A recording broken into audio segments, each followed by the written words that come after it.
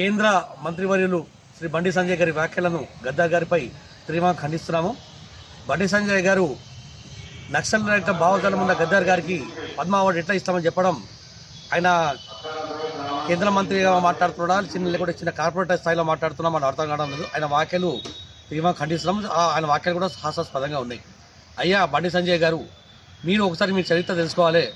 గద్దార్ అనేటోడు, గద్దార్ అనే ఒక కళాకారుడు ప్రపంచ స్థాయిలోనే అరుదైన కళాకారుడు, ప్రపంచ స్థాయిలో విలువైన కళాకారుడు. అతను చాలా సందర్భాల్లో కూడా ఆయన మెచ్చుకుని ప్రపంచ స్థాయిలో మెచ్చుకునే స్థాయి కూడా వచ్చింది ఆయనకు. ఆయన గురించి మాట్లాడడం చాలా హాస్యాస్పదంగా ఉంది. ఈ విధంగా మాట్లాడడం, ప్రపంచ స్థాయిలో గుర్తింపబడిన వ్యక్తి ఈ గద్దార్. ఆయన నక్సలిజం భావజాలం అనేది ఒక రాజకీయ క్రీడలాగా పనిచేస్తుంది.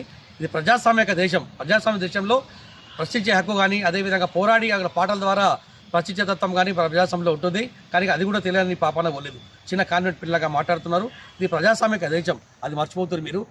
ఈ దేశంలో ఈ తెలంగాణ గురించి పోరాడిన ఏకైక వ్యక్తి మా గద్దార్ గారు. అప్పుడు తెలంగాణ పోరాడినప్పుడు మీ అగ్రనాయకులు చాలామంది కూడా మేము మెచ్చుకున్నారు. అప్పుడు ప్రధానమంత్రి గారు హోదాల్లో కూడా కేంద్ర మంత్రి గారు మాట్లాడడం మంత్రి కాదు, మోడీ గారు కూడా ఈరోజు మా గద్దార్ గారిని కలవడం జరిగింది. కానీ ఈ విధంగా నక్సలైట్ ఉన్న భావనలు మేము ఇయ్యము, ఎట్లా ప్రతిపాదిస్తారని మాట్లాడడం చాలా ఆస్పదంగా ఉంది. ఈ వ్యాఖ్యలను తీవ్రంగా ఖండిస్తున్నాము. అదేవిధంగా గద్దార్ గారిపై మేము అనుచిత వ్యాఖ్యలను కూడా తీవ్రంగా ఖండిస్తాము. వెంటనే క్షమాపణ చెప్పాలని బండి సంజయ్ గారిని కోరుతున్నాం. మీ వ్యాఖ్యల వల్ల అటు దేశ పరుగు పోతుంది, అదేవిధంగా మీ మంత్రి పదవికి కానీ, అదేవిధంగా దేశ ప్రతిజ్ఞ కూడా దెబ్బతీస్తున్నాయి. మీ వ్యాఖ్యల వల్ల అటు ప్రధానమంత్రి కానీ, రాష్ట్రపతి కానీ చిన్న అదే విధంగా మాట్లాడుతున్నారు. మీరు మాట్లాడిన కొద్దిగా పద్ధతిగా నేర్చుకోండి, లేకుంటే ఈ దేశ పరుగు పోతుందే లేస్తాం. జై హింద్.